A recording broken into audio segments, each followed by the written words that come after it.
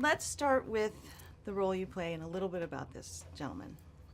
So I play Jake Lawson, who's a scientist. He's probably the main person responsible for the design of this technology.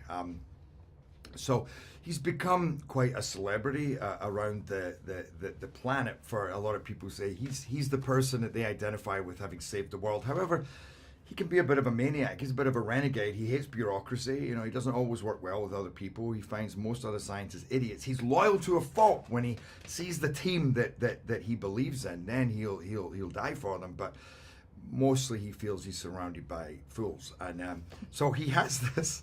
He doesn't always have a great way of kind of expressing himself, or you can seem quite aloof. And I think a lot of this movie is an experience for him. He's learning to grow up. He's learning to work. He's learning to get over himself as a scientist, learning to work with other people, but also as a father and as a brother, learning to work with his brother, because he's estranged from his brother, mostly because of that behavior that he has. And that's an interesting dynamic, is flipping the older brother, younger brother cliche on its head, where I'm more like the younger brother, even though I'm the older brother, and I always expect him to keep me out of trouble. He's a politician, and he's having none of it anymore. So the beginning of the movie is basically set up that him and I are not friends, and we have to take this journey together to save the world and basically get over our resentments and our history. So how would you describe the story, and what is a geostorm? Basically, a geostorm is when various storms around the planet combine to become one planetary storm. A kind of, what would you say, a catastrophic storm that can envelop the whole planet. And I think that's the end game in our movie.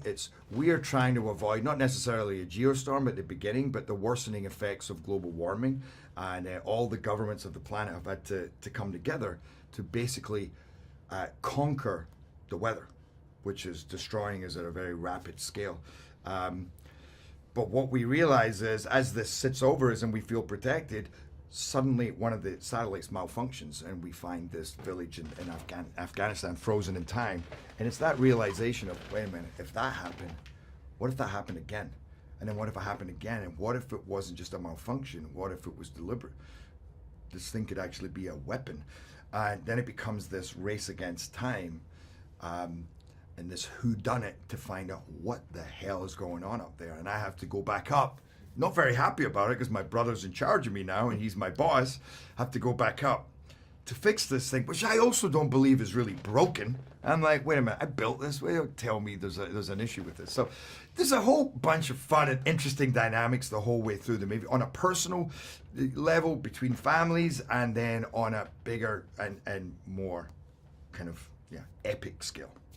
So it's not, I mean, how would you describe the film? It's not really about a natural disaster. It's much more about, and it's a political thriller too at the same time. This movie is, it is a man-made disaster movie.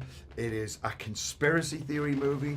It is an action movie. It's a sci-fi movie. And at the end of the day, it's a family movie. It's about a father learning really to be a father to his daughter, and learning to be a brother to his brother. So it's very emotional as well. So it has all of those things going on, as well as, at the end of the day, couched in these visceral, jaw-dropping action sequences that take place all over the world and out of space. So it really has a lot going on. No, and it's not about natural disasters. That's dealt with in the first 5 minutes, where you watch this incredible montage explaining, and this is what I loved about it, global warming happened. We're not saying we can stop that. It just happened. We had to build something to deal with it.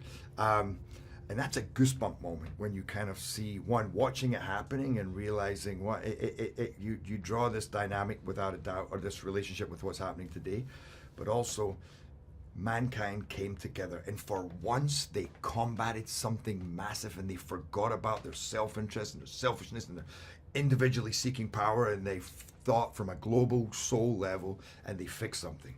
But that's the setup for this movie, is what did that leave us vulnerable to? Where do we go after that? So it's a juicy film. Great term. So let's talk a little bit about Dean Devlin and being a writer, producer, director on the film, and what he brought to the project. And You know, you asked me, and Dean Devlin is Geostorm. He thought up the idea, you know, when his daughter one day said, "Dad, can't we just build a machine to stop global warming?" And for me, I would say, "Yeah, babe, maybe they will," and it's done.